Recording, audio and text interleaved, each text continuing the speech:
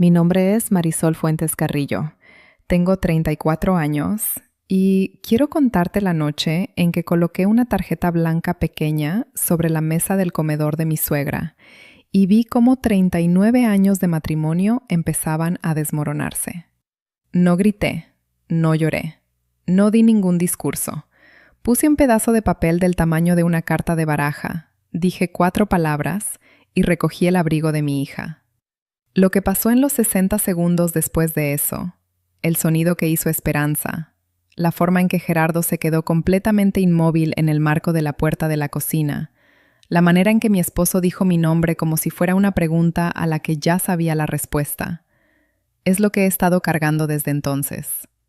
No exactamente con orgullo, no exactamente con arrepentimiento, con algo más complicado que cualquiera de esas dos cosas.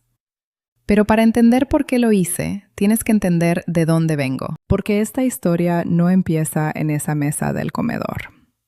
Empieza en una cocina en la colonia ferrocarrilera, en Jalapa, Veracruz, cuando yo tenía 11 años, mirando a mi mamá sonreírle a las sobras en una bolsa de papel. Antes de seguir, si apenas encontraste este canal, suscríbete y dale like al video. Ayuda más de lo que crees, y esta historia va a lugares que no te imaginas. Quiero que estés aquí para todo. Y mientras estás en los comentarios, dime desde dónde me estás viendo y qué hora es allá. Siempre me gusta saber quién está del otro lado. Bueno, déjame llevarte al principio. Mi mamá limpiaba casas. No como una etapa de su vida ni como un trabajo de mientras, como la cosa que hacía, desde que yo tenía 6 años hasta que tuve 22. Para que pudiéramos comer y para que no nos cortaran la luz. Era buena en eso y era agradecida por eso. Y esa combinación, ser buena en algo y ser agradecida cuando debería haber cobrado más, es algo que absorbí tan profundo que me pasé la primera década de mi vida adulta excavándolo de mí misma capa por capa. Vivíamos en la ferrocarrilera, en una casa limpia pero cansada. Mi papá, Aurelio, trabajaba en una planta embotelladora en las afueras de Jalapa y llegaba a casa en silencio, oliendo a aceite de motor.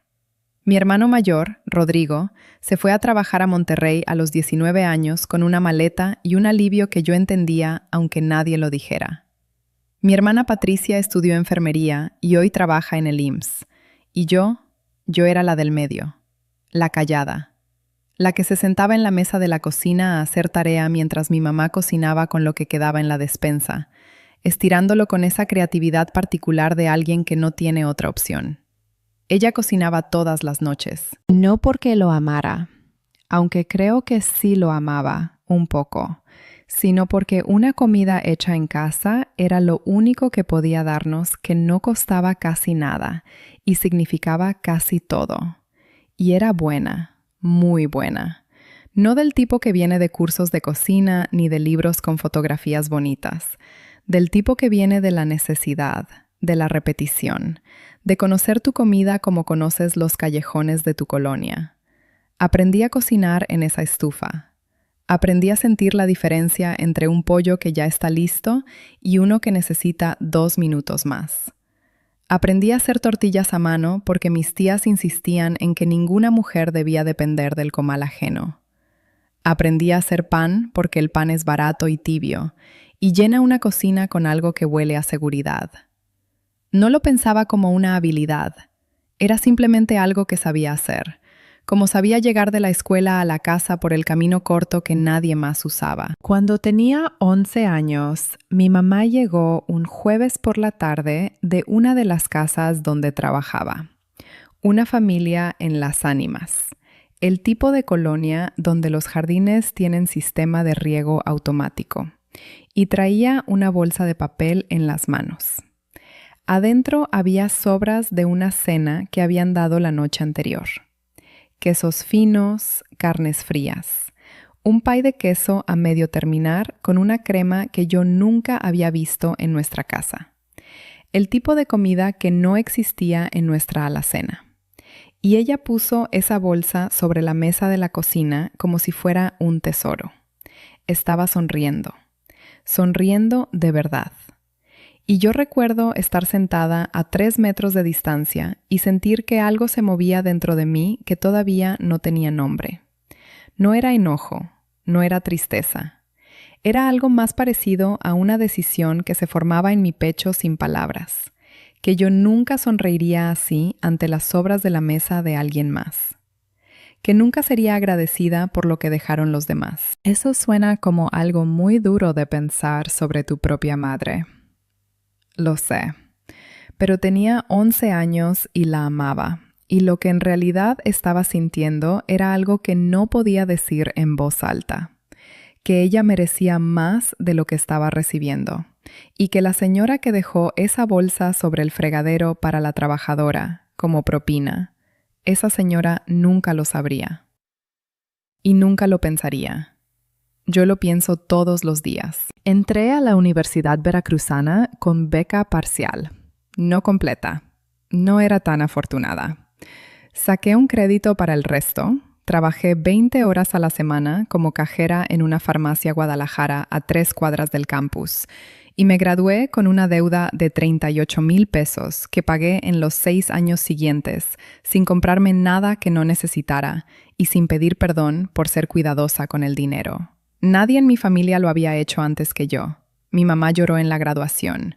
Mi papá tomó 3 fotos con una cámara desechable y se le acabó el rollo antes del momento en que cruzara el estrado, que es la cosa más típica de mi familia que ha pasado en la historia. Me vine a vivir a Ciudad de México después de graduarme. Conseguí trabajo en una agencia de comunicación corporativa en la Narvarte, nivel de entrada, mal pagado y exactamente donde necesitaba estar. Trabajé.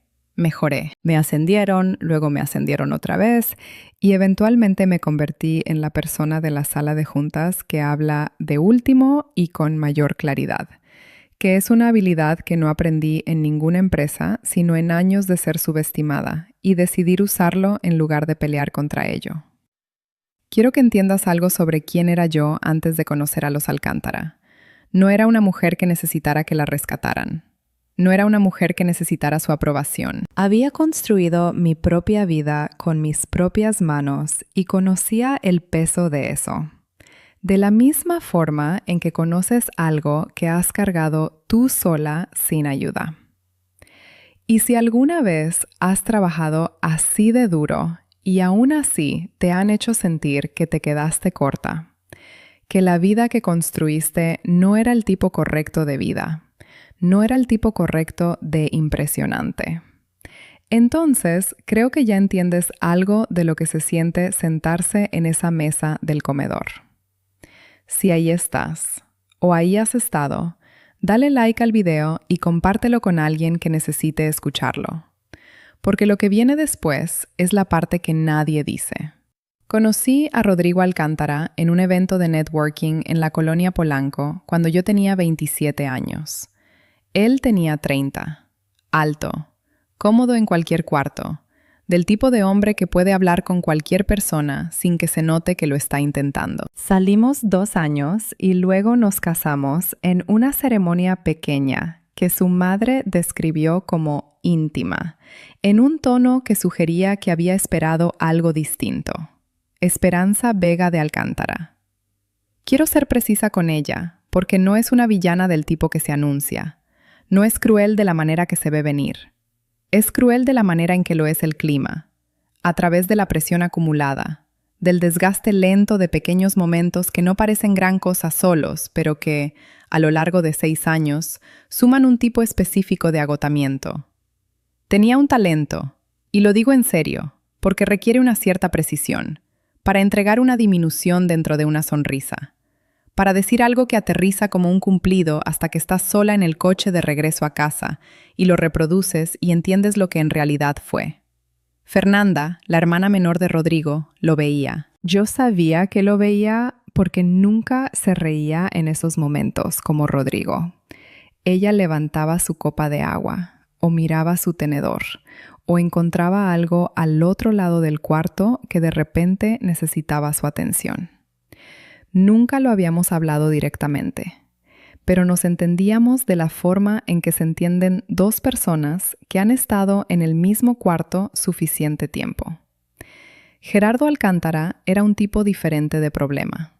Gerardo era la ausencia en el centro de la cosa. Un hombre grande, cálido, exitoso en su trabajo, que había organizado su vida para que nada incómodo llegara directamente a él. Dejaba que Esperanza manejara el clima social de cada cuarto en el que estaban juntos, y él participaba en los resultados sin nunca conducirlos. Abría puertas, contaba buenos chistes, te rellenaba la copa de vino antes de que la pidieras. 4 meses antes de esa cena del jueves, estaba en su casa ayudándole a Gerardo a configurar su correo en la tablet. Él se había ido a contestar el teléfono fijo. Sí, todavía tienen teléfono fijo. Y yo estaba esperando. Y la pantalla se iluminó con un mensaje. El nombre arriba decía Sandra Montoya. No seguí leyendo. No necesitaba. El contexto era suficientemente claro en 2 líneas. Puse la tablet sobre la mesita de la sala con la pantalla hacia arriba. Esperé a que volviera. Y cuando volvió, lo vi ver la pantalla y lo vi procesar algo en su cara. Solo un segundo, solo un destello. Y luego recogió la tablet, la volteó hacia abajo y dijo: «Perdón, ¿en qué íbamos?». Esa noche, cuando Rodrigo ya dormía, anoté el nombre: Sandra Montoya, en una tarjeta de índice blanca pequeña, con un número de teléfono que encontré en 11 minutos porque Gerardo no había sido particularmente cuidadoso con nada de esto. Guardé la tarjeta en el cajón de mi buró. No sabía por qué. Me dije a mí misma que nunca la iba a usar. Me dije que no era mi matrimonio el que tenía que destruir. Me dije muchas cosas durante 4 meses.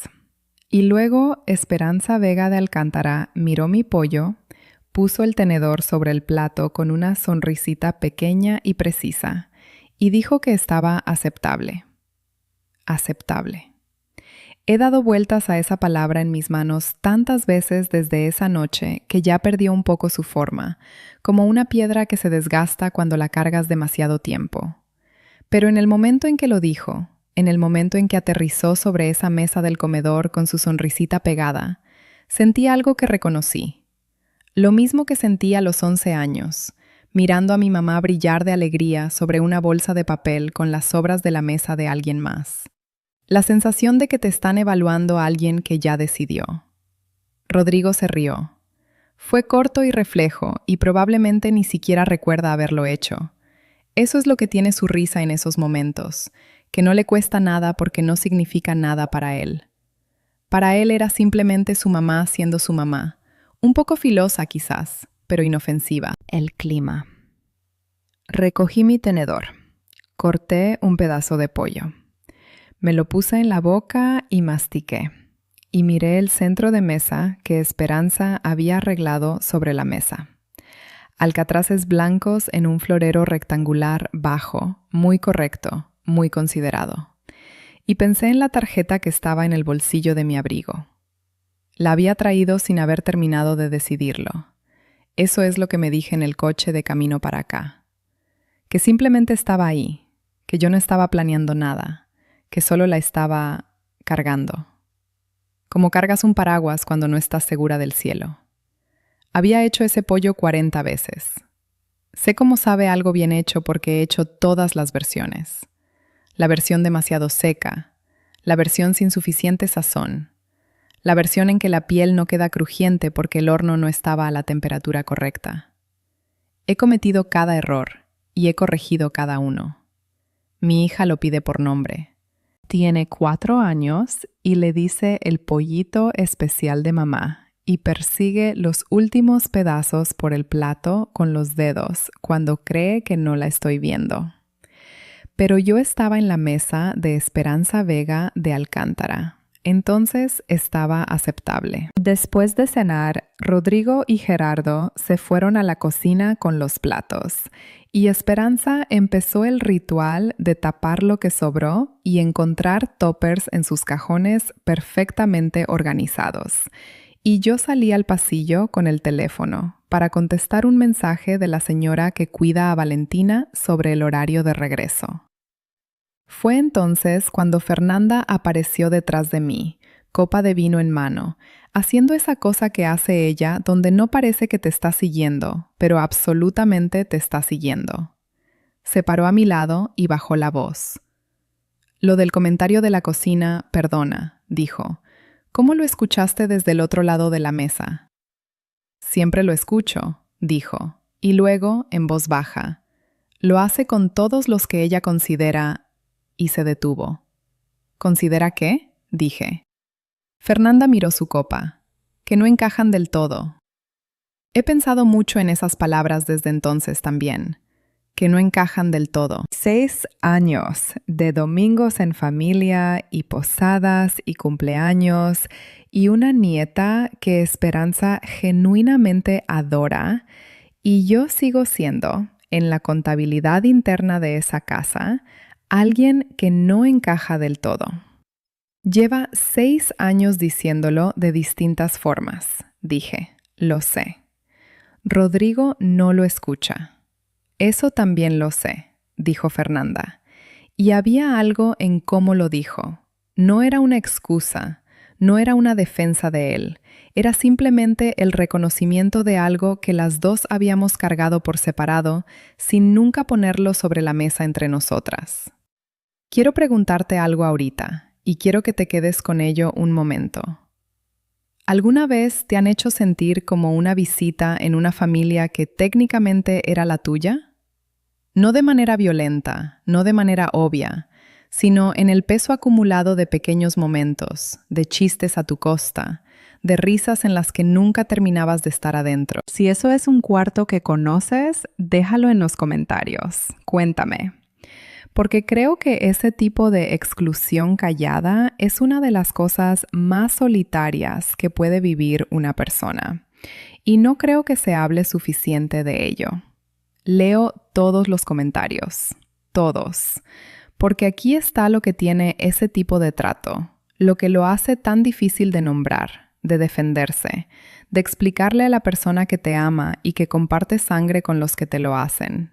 Siempre tiene salida, siempre tiene cómo zafarse. Era un chiste, estaba siendo chistosa, eres muy sensible. Y la persona que te dice eso, la que lo minimiza, no siempre busca hacerte daño. A veces simplemente de verdad no lo puede ver. Rodrigo creció dentro de esos chistes. Eran el aire en esa casa. El aire no se nota. Eso era lo que estaba pensando en ese pasillo. La copa de Fernanda capturando la luz del aplique de la pared. El sonido de Gerardo diciéndole algo a Rodrigo en la cocina y Rodrigo riéndose. Una risa diferente esta vez.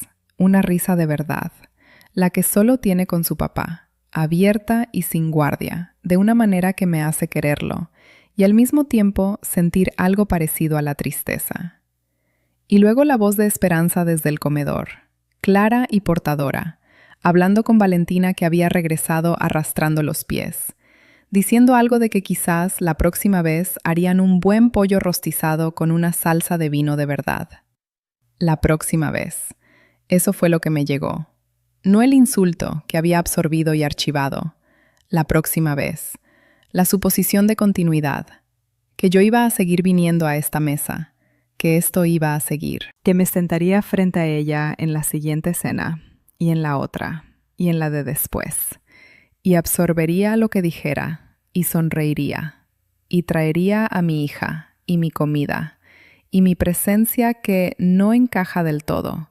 Y que nada cambiaría nunca porque nada necesitaba cambiar. Guardé el teléfono en el bolsillo. Caminé de regreso al comedor. Me paré en el borde de la mesa. No me senté. Esperé hasta que Esperanza levantó la vista de donde estaba alcanzando una cuchara para servir. Y cuando sus ojos encontraron los míos, hubo medio segundo en que registró que algo era diferente. Algo en mi cara, en la calidad de mi quietud. Y se enderezó. Esperanza, dije. ¿Te puedo preguntar algo? Claro que sí, mi amor. Metí la mano al bolsillo de mi abrigo. Coloqué la tarjeta de índice sobre la mesa, boca arriba, entre los alcatraces blancos y la panera. ¿Conoces a Sandra Montoya? El cuarto hizo un sonido al quedarse en silencio. Es la única forma en que puedo describirlo. El silencio tuvo una textura, un peso, como cuando baja la presión antes de una tormenta. Gerardo salió de la cocina primero. Vio la tarjeta antes de poder reacomodar su cara, y lo que vi suceder en su expresión en ese medio segundo no era culpa exactamente. Era el colapso particular de un hombre que ha estado corriendo una carrera de relevos muy larga y acaba de tirar el testigo frente a todos.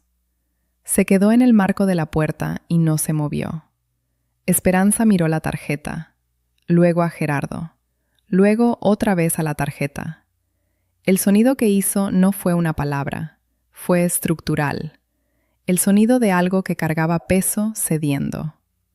Rodrigo apareció detrás de Gerardo y dijo, «Marisol, ¿qué?», con un espacio en medio de la oración donde su voz fue a otro lugar. Yo mantuve los ojos en Esperanza. Encontré un hilo de mensajes en la tablet de Gerardo hace 4 meses, dije, y mi voz estaba nivelada. No lo había planeado, simplemente estaba así. De la misma forma en que a veces tus manos están quietas aunque todo lo demás no lo esté. Desde entonces he estado pensando qué hacer con eso. Quiero que sepas que no tenía intención de traerlo aquí esta noche. Recogí la tarjeta de índice. La guardé de regreso en el bolsillo de mi abrigo. Puedes hablar con Gerardo sobre lo que encontré o no. Ese es tu matrimonio. Yo voy a llevar a mi hija a casa. Entré al comedor donde Valentina estaba sentada en el suelo con un libro de imágenes que había encontrado en el librero donde Esperanza guarda cosas para los nietos. Me agaché. Le ayudé a ponerse los zapatos, los pequeños azul marino con velcro que casi puede ponerse sola. Recogí su abrigo. No me despedí de nadie. Escuché a Rodrigo detrás de mí. Lo escuché decir mi nombre otra vez y dije, sin voltear, «Te espero en el coche». Y salí. El trayecto a casa fueron los 40 minutos más callados que he pasado junto a otra persona en mi vida. Valentina se durmió a los 7 minutos de salir de Jardines del Pedregal, como siempre hace en el coche después de las 8. De golpe, completamente, la cabeza ladeada y la boca un poco abierta. La miré un momento en el espejo retrovisor. Luego volví la vista a la carretera. Rodrigo manejó. Sus manos estaban en 10 y 2 sobre el volante, que no es como maneja normalmente. Normalmente lleva una mano abajo, relajado, de la manera en que maneja un hombre que conoce bien el camino. 10 y 2 significaba que estaba aferrado a algo. Preguntó una sola vez. ¿Cuánto tiempo lo sabías? 4 meses, dije. Un silencio largo. Las luces del periférico pasando por el parabrisas. ¿Y no me dijiste nada? No. ¿Por qué? Miré la carretera. Pensé cómo decir lo que era verdad sin decir más de lo que era verdad. Porque no estaba segura de que fuera mi verdad para contar, dije. Y luego tu mamá llamó aceptable mi comida. Y entendí algo. ¿Qué entendiste? Que había estado protegiendo a personas que no me estaban protegiendo a mí. No dijo nada después de eso. No el resto del camino. Yo no intenté llenar el silencio. Algunos silencios hay que sentarlos. Y yo había esperado suficiente tiempo para decir lo que necesitaba decirse. Podía esperar un poco más para lo que viniera después. Desabroché a Valentina de su silla. Se despertó a medias, me envolvió el cuello con los brazos por instinto y volvió a dormirse antes de que llegáramos a la puerta. La cargué escaleras arriba, la acosté. Me quedé en el marco de la puerta de su cuarto un momento más del necesario, escuchándola respirar. Luego bajé a la cocina, saqué la harina y la sal y la levadura y empecé a hacer pan. No porque tuviera hambre, no porque estuviera tranquila, porque mis manos necesitaban algo real a que aferrarse, y la masa es de las cosas más honestas que conozco. Rodrigo se disculpó esa noche, no de manera grande, ni siquiera con palabras al principio. Bajó como a la medianoche y me encontró en la mesa de la cocina con la masa reposando bajo un trapo, y simplemente se sentó frente a mí y puso las 2 manos planas sobre la mesa entre nosotros, como si las estuviera ofreciendo. Nos quedamos un rato así sin hablar, y luego dijo en voz baja: no lo escuchaba, de verdad no lo escuchaba. Lo sé, dije. Eso no es excusa. También lo sé. No fue una resolución, fue el principio de una, que es una cosa completamente diferente, más lenta, menos satisfactoria en el momento, pero más real. Nos fuimos a dormir sin haber resuelto nada, lo cual se sintió, curiosamente, como lo más honesto que habíamos hecho juntos en un tiempo. Pasaron 3 días. Fui al trabajo. Preparé las loncheras de Valentina y la llevé a su kinder, y regresé a casa y cociné la cena y hice el mantenimiento ordinario de una vida que no se detiene por tu clima interior. Rodrigo estaba más callado de lo normal, pero presente de una manera en que a veces no lo estaba. Dejó el teléfono sobre la mesa durante la cena, que no siempre hace, y le hizo preguntas a Valentina sobre su día, y de verdad escuchó las respuestas en lugar de medio escuchar mientras componía un correo en la cabeza. Al tercer día, después de cenar, sonó su teléfono. Lo miró y luego me miró a mí, y yo dije: «Contesta», y él se lo llevó al cuarto de junto. Podía escuchar el registro bajo de su voz, pero no las palabras. Estuvo adentro 47 minutos. Lo sé porque miré el reloj cuando entró y lo miré otra vez cuando salió. Se sentó de nuevo en la mesa de la cocina. Yo seguía ahí, con una taza de té que había olvidado tomar. La confrontó, dijo. Asentí. Él lo confirmó. Al parecer, sin mucha... Hizo una pausa, buscando la palabra. Resistencia. ¿Cuánto tiempo?, pregunté. 4 años. 4 años. Gerardo Alcántara había estado manteniendo una relación de 4 años mientras se sentaba a la cabecera de esa mesa y rellenaba las copas de todos y se reía de sus propios chistes. Y Esperanza había estado, ¿qué? ¿Sin saber? ¿Sabiendo y sin saber? Construyendo su vida perfecta e inmaculada sobre una base que había decidido no examinar demasiado de cerca. Dicen que van a ir a terapia, dijo Rodrigo. Él está en el cuarto de visitas. Está bien, dije. También dijo... Se detuvo. ¿Qué? Miró la mesa. Que espera que entiendas que esto es un asunto privado de familia. Recogí mi taza de té. Estaba fría. Podemos hablar de la ironía de eso en otro momento, dije, y él hizo un sonido que era casi una risa, corta y complicada y un poco rota en los bordes. Fue Fernanda quien dijo la cosa que de verdad me llegó. Me mandó un mensaje a las 11:47 de la noche. Yo ya estaba en cama, sin poder dormir, mirando el techo hacer nada.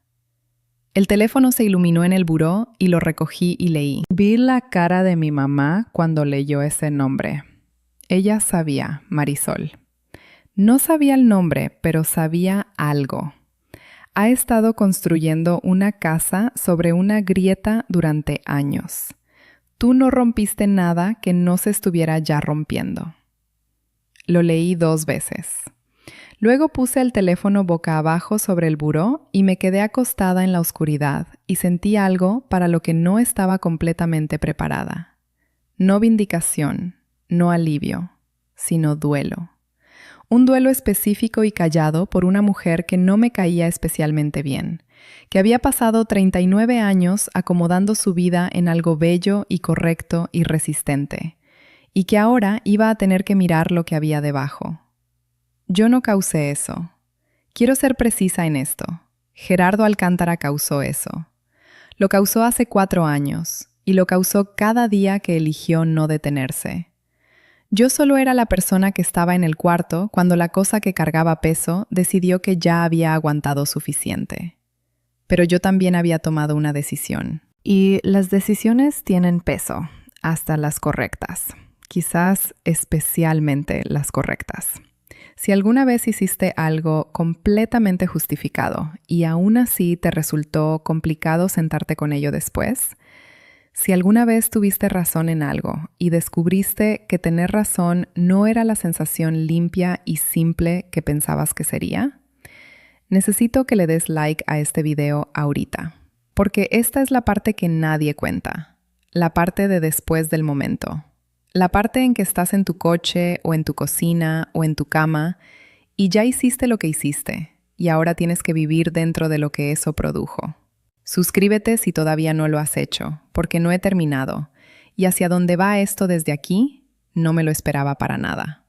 Quiero hablar de esperanza un momento, no para excusarla, no para redimirla, sino porque ha estado viviendo en mi cabeza desde esa noche de una manera que me sorprendió, y creo que eso le importa a la historia. Esperanza Vega creció en una casa donde las apariencias eran la moneda principal, donde la vajilla correcta y la postura correcta y el tipo correcto de cena no eran vanidad, eran supervivencia. Se casó con un hombre que venía de menos que ella y construyó más de lo que su familia esperaba, y armó una vida que se veía exactamente como la vida que le habían enseñado a querer. Crió 2 hijos, mantuvo una casa hermosa.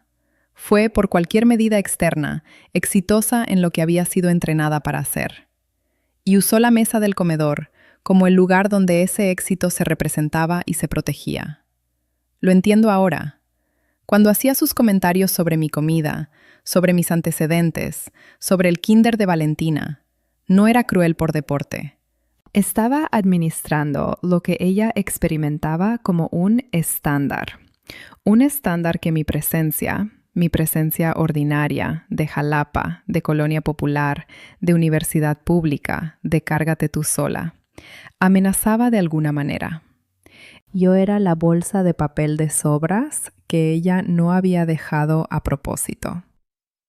Yo era el recordatorio de que el mundo afuera de su cocina no estaba organizado de la manera en que ella necesitaba que estuviera. Eso no está bien, pero la hace humana. Y he descubierto, lentamente, que necesitaba que fuera humana para poder soltar el peso de ella. Las semanas que siguieron no fueron dramáticas. Eso es lo que tiene la vida real, que no se parece en nada a cómo hablamos de la vida real.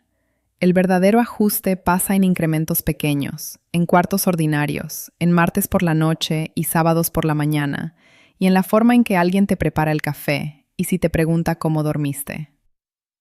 Rodrigo me preguntaba cómo había dormido. Más seguido que antes, y con más atención a la respuesta. Le llamó a su mamá un jueves, 2 semanas después de la cena, y yo estaba en el cuarto de junto doblando ropa y sin intentar escuchar, pero escuchando de todas formas. Lo escuché decir su nombre. Lo escuché decir, con calma y sin levantar la voz, que un comentario que ella había hecho sobre mí, usó la palabra mí, no Marisol, mí, el posesivo, no era aceptable, que esperaba que no volviera a pasar. Hubo una pausa. Luego su voz otra vez, todavía nivelada. Sí, mamá, yo también te quiero. Hablamos el domingo. Entró al cuarto de la ropa y no dijo nada sobre la llamada.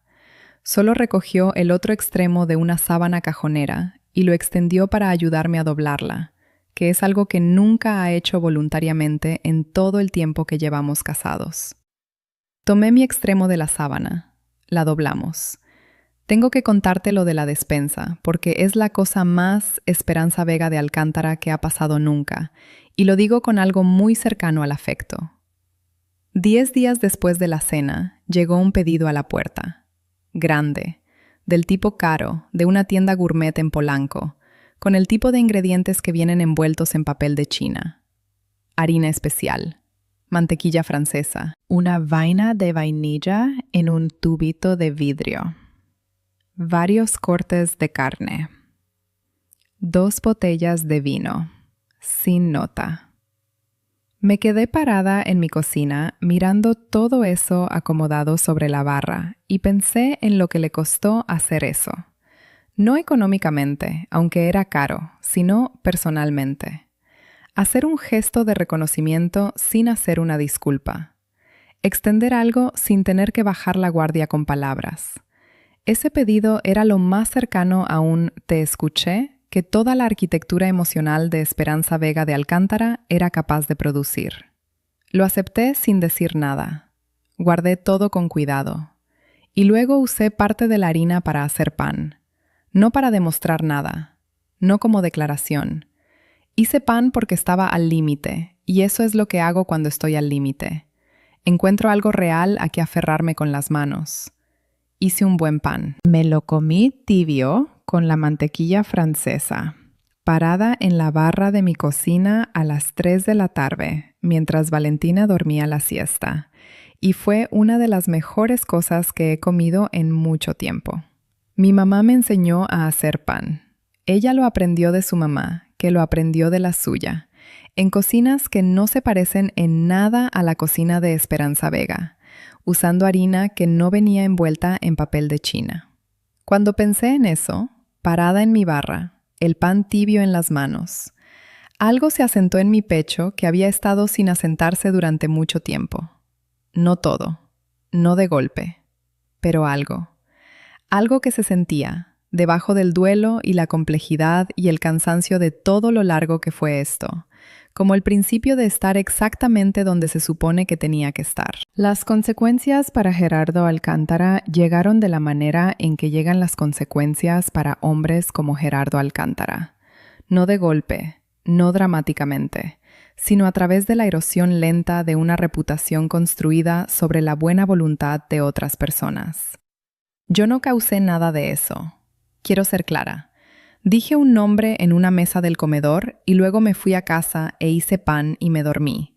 Y todo lo que pasó después pasó porque Gerardo había tomado decisiones durante 4 años y porque Esperanza tomó las suyas en las semanas que siguieron. Y por la física natural de una comunidad pequeña que conoce a una familia desde hace suficiente tiempo como para tener opiniones sobre ella. Fue Fernanda quien me mantuvo informada, de la manera específica en que tiene de mandar mensajes. Breve, seca, precisa, de la forma en que habla alguien que ha sido el observador del cuarto toda su vida y ha desarrollado una economía del lenguaje alrededor de eso. El primer mensaje llegó como 2 semanas después de la cena.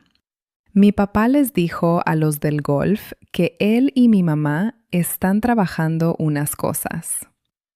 Don Armando Ríos aparentemente se lo contó a su esposa. Ya te imaginas el resto. Me lo podía imaginar. La velocidad particular con que viaja la información en las comunidades, como aquella en la que se mueven los Alcántara, donde todos se conocen desde hace 30 años y el estatus social se mantiene a través de la representación de la estabilidad, es algo que había observado desde afuera durante 6 años. Nunca había estado dentro. Siempre había sido, en esas reuniones y cenas y convivios del fraccionamiento, ligeramente adyacente. La nuera de Jalapa, la esposa de Rodrigo. Aceptable. El segundo mensaje de Fernanda, una semana después. Mi mamá canceló la cena de los Herrera. Primera vez en 11 años que cancela algo. La gente está preguntando. Y luego, unos días más tarde, el que me quedó más tiempo. Creo que le dijo a la tía Concha, lo que significa que para fin de semana todo el mundo sabe. Siempre le cuenta a la tía Concha cuando necesita que todo el mundo sepa algo sin haberlo dicho ella misma. Puse el teléfono sobre mis piernas después de ese y me quedé sentada en el coche, en el estacionamiento del súper, un rato. No porque me sintiera triunfante, porque sentí el peso específico de lo que significa que la vida de una mujer, la vida particular que Esperanza había construido, con tanta precisión y tanto esfuerzo durante 4 décadas, se convirtiera en el tema de las conversaciones de otras personas a la hora de la cena. Lo que fuera que pensara de Esperanza Vega de Alcántara era una persona, y esta era su vida. Gerardo, según Fernanda, volvió al cuarto matrimonial después de 6 semanas. La terapia continuaba. Si el matrimonio iba a aguantar, no era algo sobre lo que Fernanda especulara, y yo no pregunté. No me correspondía darle seguimiento. Como un mes después de la cena, Fernanda manejó desde Guadalajara un sábado y apareció en mi puerta con café del Lugar Bueno, que está a 2 cuadras, el que tarda 12 minutos en hacer cualquier cosa y vale completamente la pena. Me extendió un vaso y dijo: «No vengo por ninguna razón, solo quería estar aquí». Y le creí. Y nos sentamos en la terraza de atrás, en la luz delgada de noviembre, y hablamos de todo menos de la cena durante casi 2 horas. En algún momento dijo: «Llevo 6 años viendo cómo mi mamá te trata como visita en nuestra familia, y nunca le dije nada directamente. Quiero que sepas que lo siento». La miré. Estaba dando vueltas a su vaso de café con las 2 manos de la manera en que hace cuando ha dicho algo que decía en serio y está esperando saber si llegó. «¿Lo veías?», dije. «Eso importó. Aunque no dijeras nada». «No es suficiente», dijo. «No», dije, «pero es algo». Nos quedamos con eso un rato. El jardín estaba haciendo la cosa de noviembre, en que ya se fue todo el color, pero todavía no se vuelve desolado. Estaba simplemente callado y café, y honesto sobre lo que era. La reconciliación de Rodrigo conmigo fue más lenta y más interior que la de Fernanda, pero fue real. No es un hombre que procese rápido ni en voz alta, y he hecho una especie de paz con eso, de la misma manera en que he hecho paz con el hecho de que yo proceso todo internamente hasta que llega a una presión que ya no puedo contener, y luego coloco una tarjeta de índice sobre la mesa del comedor de alguien. Cada uno somos nuestro propio tipo específico de complicados. Lo que cambió en él se veía en la acumulación: el teléfono durante la cena, el doblar sábanas, la llamada a su mamá. Un sábado que llevó a Valentina al parque sin que nadie se lo pidiera, y regresaron 2 horas después diciendo que habían parado a comer un helado, aunque era noviembre. Y Valentina traía chocolate en la chamarra, y él la cargaba en los hombros, y ella estaba dormida ahí arriba, completamente dormida sobre sus hombros, y él caminaba con tanto cuidado para no despertarla. Y yo estaba parada en el marco de la puerta, viéndolos venir por la banqueta, y sentí algo grande y tibio moverse en mi pecho. Está intentando. Eso es lo más honesto que puedo decir sobre mi esposo. Está intentando de maneras en que antes no intentaba. Y creo que el intento es real. Y estoy eligiendo estar en este matrimonio con todo yo misma, en lugar de la versión cuidadosamente editada que había estado ofreciendo durante más tiempo del que quiero admitir. Le escribí una carta a Esperanza. No de inmediato. Me tomó casi 2 meses saber qué quería decir, y otras 2 semanas decirlo sin que fuera sobre ganar o explicarme o defenderme. Lo que escribí fue corto. Le dije que no había llevado esa tarjeta a la cena para lastimarla. Le dije que había estado cargándola 4 meses porque entendía que el daño iba a ser amplio y no quería ser la persona que lo causara. Le dije que lo que cambió mi decisión no fue el pollo, fue la palabra aceptable. Y específicamente el supuesto que venía dentro, que habría una próxima vez, que esto iba a continuar, que yo seguiría absorbiendo las pequeñas disminuciones precisas y nadie tendría que rendir cuentas por ellas nunca.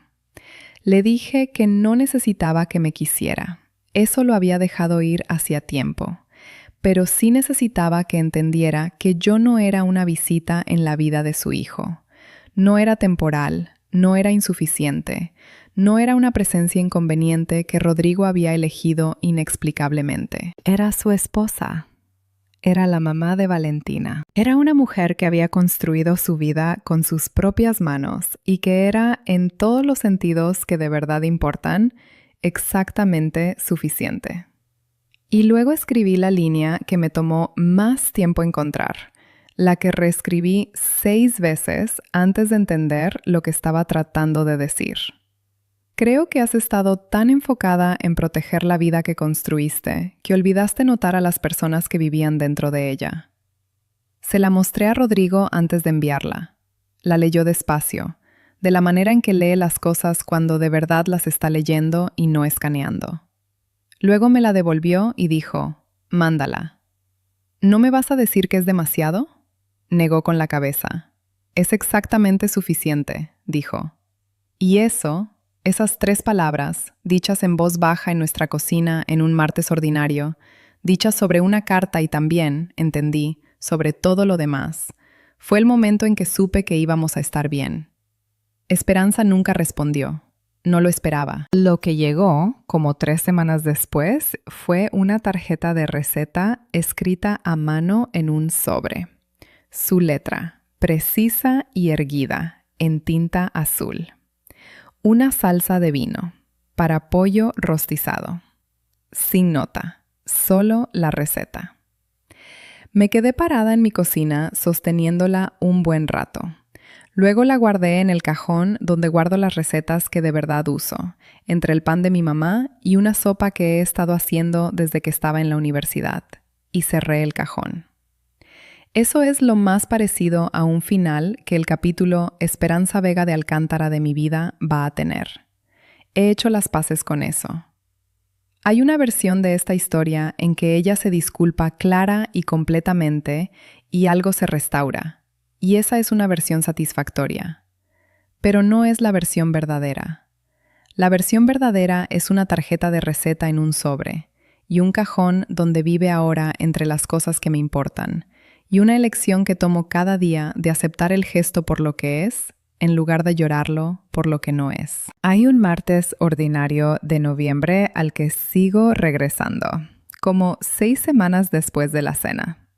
Rodrigo estaba de viaje por trabajo, Valentina estaba dormida, y yo estaba en la cocina sola haciendo sopa, la que hago desde la universidad, la que cuesta casi nada y llena toda la casa con olor a calidez. Estaba pensando en mi mamá, en aquel jueves cuando llegó con la bolsa de papel, en cómo sonrió.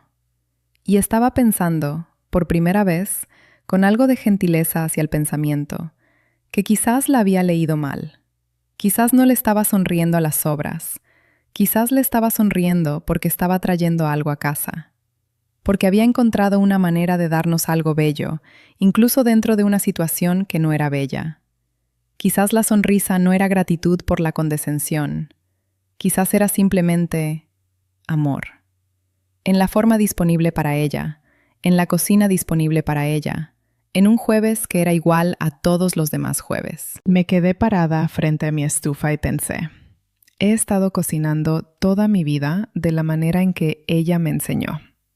En las cocinas disponibles para mí, con lo que tengo, convirtiéndolo en algo que llena la casa de calidez. Y nadie tiene derecho a llamar eso aceptable. Ya no. Mi nombre es Marisol Fuentes Carrillo. Tengo 34 años. Y finalmente entiendo la diferencia entre ser agradecida por las obras y saber el valor completo de lo que tú misma hiciste. Antes de que te vayas, quiero preguntarte algo y quiero que de verdad te quedes con ello un segundo. ¿Alguien ha descartado en silencio algo de lo que tú eras genuinamente orgullosa? No con crueldad, sino con ese tipo particular de educación que de alguna manera aterriza peor que la crueldad. ¿Y dijiste algo? ¿O te lo llevaste a casa en el coche y lo doblaste y lo guardaste en algún lugar dentro de ti y te dijiste que no importaba? Déjalo en los comentarios. Dime qué fue. O dime qué hubieras querido decir. O dime que eventualmente sí dijiste, porque creo que hay mucha gente viendo esto que ha estado cargando su propia versión de esa tarjeta de índice, y creo que necesitan saber que no están solas en eso. Si esta historia se quedó contigo, si alguna parte de ella se sintió como algo que has vivido o que estás viviendo ahorita, dale like al video.